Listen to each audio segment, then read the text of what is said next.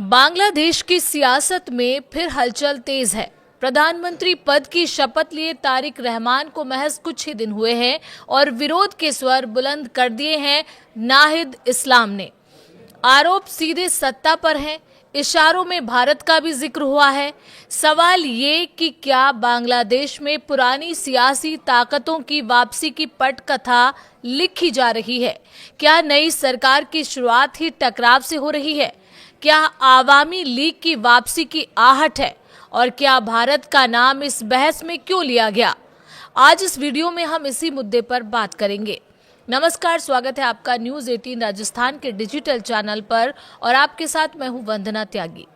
बांग्लादेश में हालिया चुनाव के बाद बांग्लादेश नेशनलिस्ट पार्टी यानी बीएनपी की सरकार बनी है, जिसके नेता हैं तारिक रहमान। लेकिन चुनाव के नतीजों के साथ ही सियासी खेमों में खींचतान शुरू हो गई है। नाहिद इस्लाम, जो नेशनल सिटीजन पार्टी के संयोजक हैं और पूर्व अंतरिम प्रमुख मोहम्मद यूनुस के करीबी माने जाते हैं, उन्होंने आवामी लीग के दफ्तर फिर से खुलने पर कड़ा एतराज जताया है। उनका दावा है कि बिना सरकार की हरी झंडी ऐसा संभव नहीं है। इधर आवामी लीग, जिसकी अगुवाई पूर्व प्रधानमंत्री शेख हसीना करती रही हैं, उनके कई जिलों में दफ्तर खुलने की खबर सामने आई है। सियासी बयानबाजी के बीच भारत का नाम भी चर्चा में है। वहीं नए खेल मंत्री ने भारत और बीसीसीआई से रिश्ते सुधारने के संकेत दिए हैं। तो क्या बांग्लादेश में नई सरकार के सामने सबसे बड़ी चुनौती राजनीतिक स्थिरता की है? ध्यान देने वाली बात यह है कि आवामी लीग, जिसका नेतृत्व लंबे समय तक शेख हसीना करती रही हैं, जुलाई 2024 के आंदोलन के बाद सत्ता से बाहर हो गई थी। अंतरिम सरकार ने उसकी राजनीतिक गतिविधियों पर पाबंदी लगाई, लेकिन अब रिपोर्ट कहती है कि कम से कम 10 जिलों में 12 जगहों पर पार्टी कार्यालय दोबारा खुले हैं। खुलना, नोआखाली और बुरगुना जैसे इलाकों में कार्यकर्ताओं ने ताले तोड़े हैं, राष्ट्रीय ध्वज फहराया है, बगबंधु शेख मुजीबुर रहमान और शेख हसीना की तस्वीरों पर पुष्पांजलि अर्पित की है और जय बांग्ला के नारे लगाए हैं।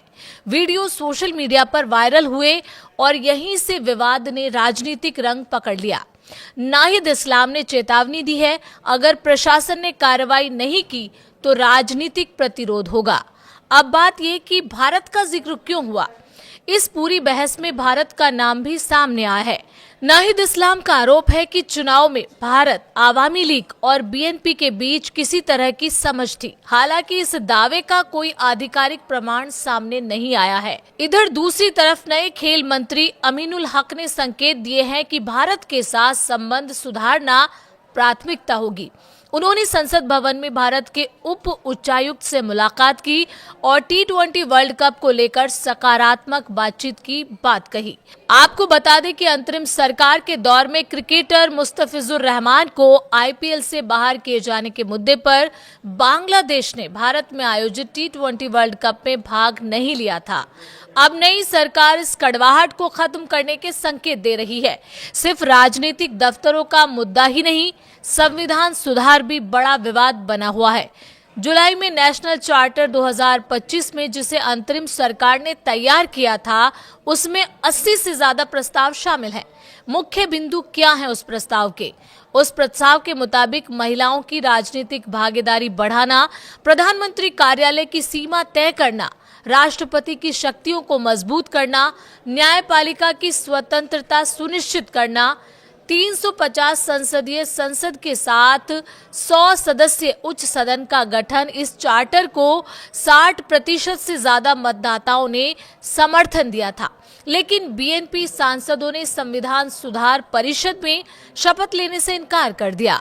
नाहिद इस्लाम का कहना है, सुधार परिषद के बिना संसद निरर्थक है। वहीं बीएनपी का तर्क है कि प्रक्रिया और व्याख्या पर गंभीर मतभेद है। नाहिद इस्लाम ने 50 सदस्यीय मंत्रिमंडल पर भी सवाल उठाए हैं।